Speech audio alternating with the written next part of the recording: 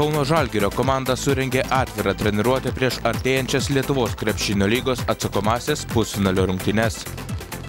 Paskutinė treniruotė prieš lemiamas rungtynes galėjo stebėti tik Žalgirio garbės klubui priklausantys žmonės. Galimybė stebėti geriausios Lietuvos krepšinio komandos treniruočių procesą, tarpusavio bendravimą ir pasitarimus yra tik viena iš daugelio klubo narių skirtų privilegijų. Po treniruotės visi nariai mėgavosi ekskursiją po Žalgirio areną, sirgaliai apsilankė Rūbinėje, treniruoklių salėse ir mažojoje treniruočių arenoje, kurioje gavo galimybę patys pažaisti krepšinį.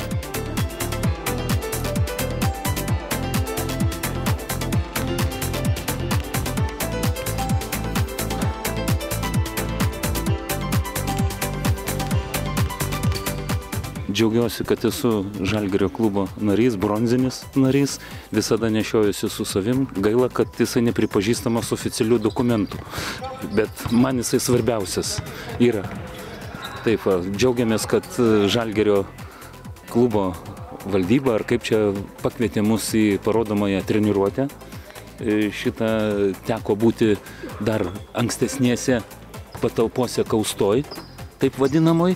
Sužavėtas. Vat visi sužavėti, kokios geros sąlygos Žalgiriui sudarytos, kokios idealios ir pasiruošimui, ir atsipalaidavimui, ir trenerių darbui, ir masažuotojų, ir gydytojų darbui.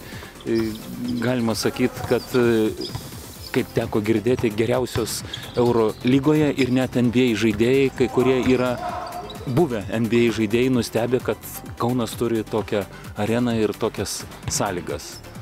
Ačiū dar kartą Žalgirio klubui, Žalgirio vadovybei, treneriui, kuris leido dalyvauti.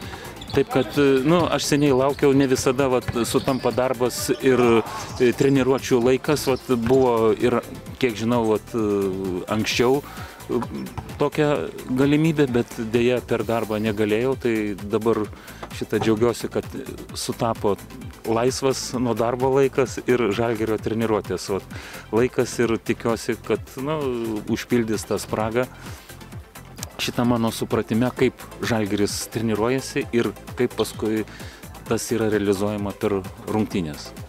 Gavom pakvietimus atvykti į atvirą Žalgirio treniruotę, kadangi esam Žalgirio klubo nariai ir labai džiaugiamės tokia galimybė, kad galim taip iš arti pasižiūrėti, kaip vyksta treniruotė, aplankyti persirengimo kambarius, visą tą virtuvę Žalgirio.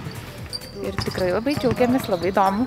Matosi čia juodas darbas, žaidėjų juodas darbas, kurį paskiau realizuoja žaidimo metu ir atsiskleidžia, atrodo, tą patį daro kiekvieną kartą, treneris aiškina, jie irgi supranta, o varžybų metu atrodo, lyg tai būtų tas pats žaidimas, bet kažkas pasikeičia ir man atrodo, tas juodas darbas jų atsiperka tuo ir matomės gražias varžybas rungtynių metu, džiaugiamės jų pasiekimais ir labai malonu.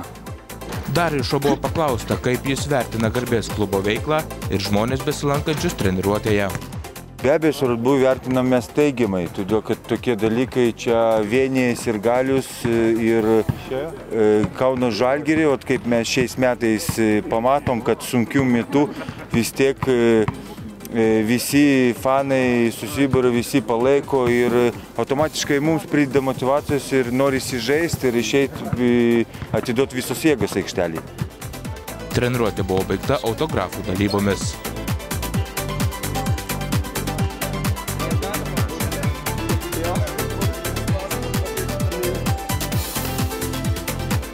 Vas-y!